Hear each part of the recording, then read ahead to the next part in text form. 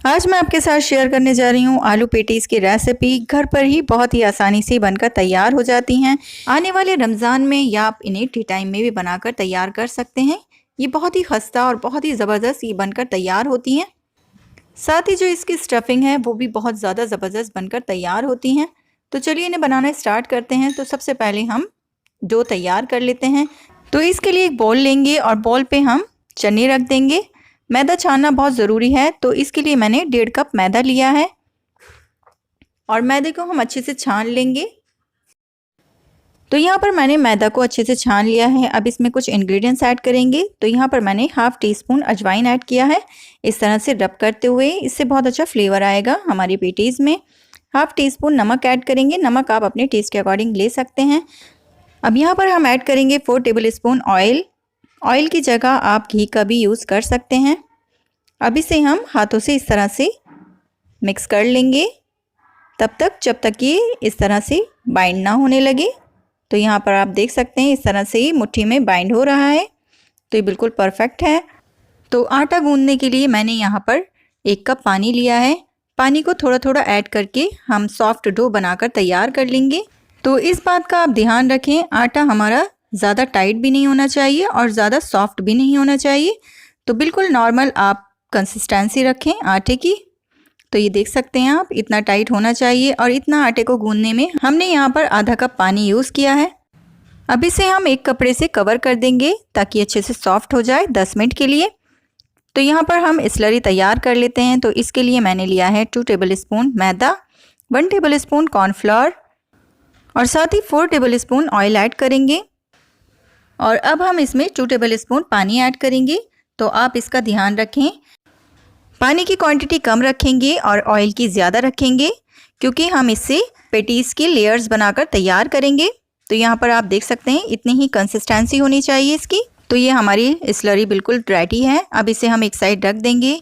तो इधर हम पेटीज़ की स्टफिंग बनाकर तैयार कर लेंगे। तो यहाँ पर मैंने 1 कप मटर लिए हैं जिन्हें मैंने बॉईल कर लिया है और साथ ही लिए हैं 2 बड़े आलू बॉईल किए हुए। अब इसे हम इस तरह से मैश कर लेंगे स्टफिंग बनाने से पहले। अब इसे हम एक साइड रख देंगे। अब यहाँ पर हम एक पैन लेंगे और पैन में हम 2 टेबल स्पून ऑयल ऐड करेंगे। ऑयल को अच्छे से गर्म होने के बाद हाफ़ टी स्पून राई ऐड करेंगे, हाफ़ टी स्पून ज़ीरा और साथ ही हींग ऐड करेंगे 1/4 टीस्पून। अब इन्हें हम अच्छे से सॉटे कर लेंगे और हल्का सा सॉटे होने के बाद हम इसमें जिंजर और गार्लिक ऐड करेंगे। इसे मैंने ग्रेट कर लिया है। आप चाहें तो इसमें जिंजर गार्लिक पेस्ट भी ऐड कर सकते हैं। अब इसे हम तब तक भूनेंगे जब तक कि इसका कच्चापन ना निकल जाए। अब यहाँ पर मैंने 2 से 3 हरी मिर्च को चॉप करके ऐड कर दिया है। इसे भी हम थोड़ा सा सॉटे कर लेंगे। तो यहाँ पर गार्लिक, जिंजर और हरी मिर्च अच्छे से भुन चुके हैं। अब इसमें कुछ मसाले ऐड करेंगे। हाफ़ टी स्पून नमक, हाफ़ टी स्पून लाल मिर्च पाउडर, 1/4 टीस्पून हल्दी पाउडर, 1 टीस्पून अमचूर पाउडर, 1 टीस्पून कसूरी मेथी ऐड करके थोड़ा सा पानी ऐड करेंगे और सभी मसालों को अच्छे से भून लेंगे ताकि इसमें अच्छी सी सौंधी सी खुशबू आ जाए।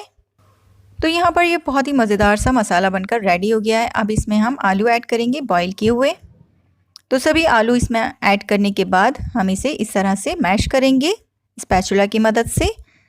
जो भी चंक्स बड़े बड़े नज़र आ रहे हैं उन्हें आप इस तरह से तोड़ लें।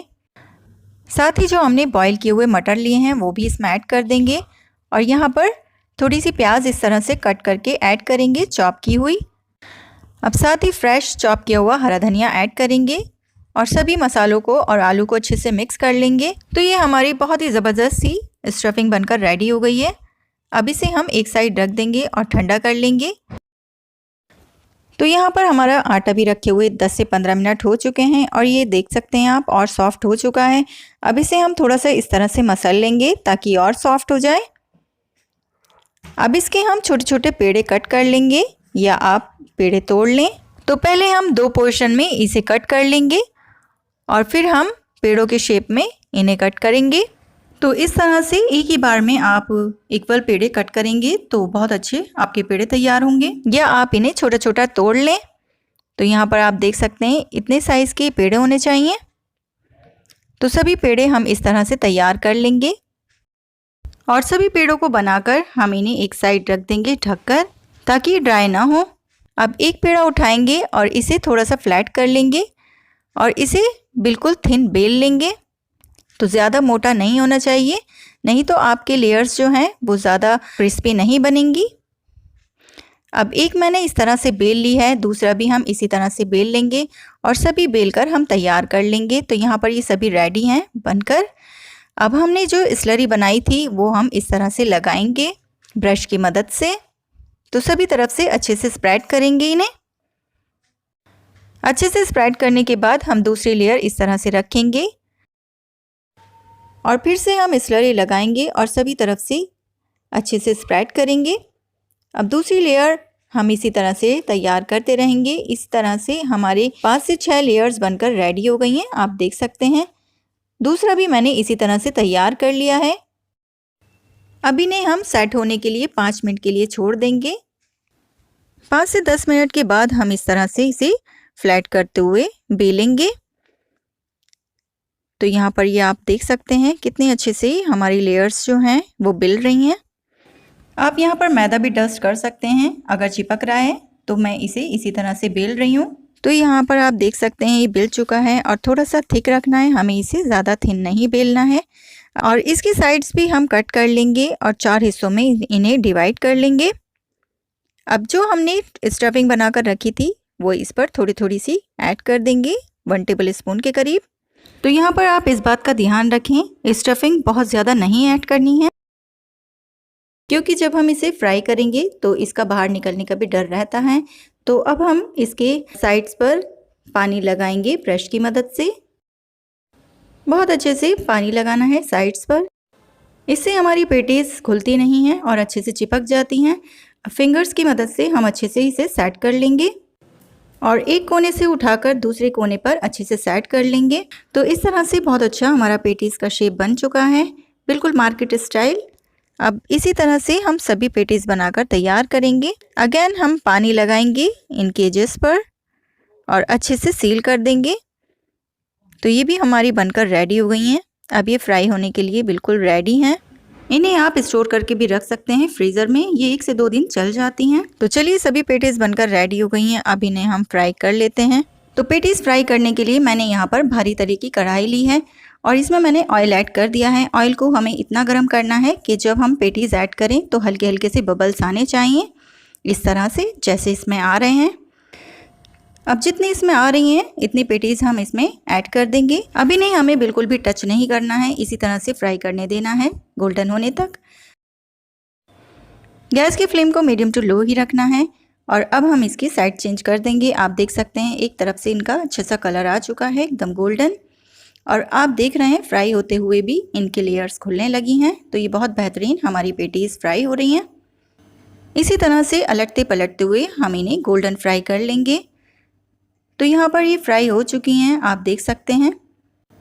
इसी तरह का लाइट कलर आना चाहिए, बहुत ज़्यादा डार्क नहीं करना है, क्योंकि ये ऑयल से बाहर निकालने के बाद भी काफ़ी कलर आ जाता है, क्योंकि ये काफ़ी गर्म होती हैं। तो यहाँ आप देख सकते हैं इस तरह से हमें ये फ्राई करके निकाल लेनी है एक एक करके। और यहाँ आप देख रहे हैं कितनी शानदार हमारी ये लेयर्स बनकर रेडी हुई हैं पेटीज़ की। बहुत ही खस्ता, बहुत ही करारी हमारी शानदार पेटीज़ बनकर रेडी हुई हैं, एकदम लेयर वाली। और जो बाकी की पेटीज़ हैं वो भी हम इसी तरह से फ्राई कर लेंगे, लेकिन आप इसका ध्यान रखें ऑयल ज़्यादा गर्म नहीं होना चाहिए। तो मैंने इन्हें सर्व कर लिया है ग्रीन चटनी के साथ। बहुत ही ज़बरदस्त खस्ता हमारी पेटीज़ बनकर रेडी हुई हैं। मैं आपको इन्हें तोड़कर दिखाती हूँ। तो यहाँ पर आप देख सकते हैं इनकी एक एक लेयर्स किस तरह से खुली हुई हैं। बहुत ही खस्ता करारी ये हमारी पेटीज़ बनी हैं और इनके जो अंदर से स्टफिंग है वो भी बहुत बेहतरीन, बहुत ज़बरदस्त बनी है। तो ये आलू पेटीज़ आप रमज़ान में या स्नैक टाइम पर भी बनाकर इंजॉय कर सकते हैं। और ग्रीन चटनी की रेसिपी भी आप मेरे चैनल पर देख सकते हैं, उसका लिंक आपको डिस्क्रिप्शन बॉक्स में मिल जाएगा। तो रेसिपी पसंद आई है तो वीडियो को लाइक कीजिएगा और चैनल पर पहली बार आए हैं तो सब्सक्राइब के बगैर तो बिल्कुल भी मत जाइएगा। फिर मिलती हूँ और एक न्यू रेसिपी के साथ। Thanks for watching.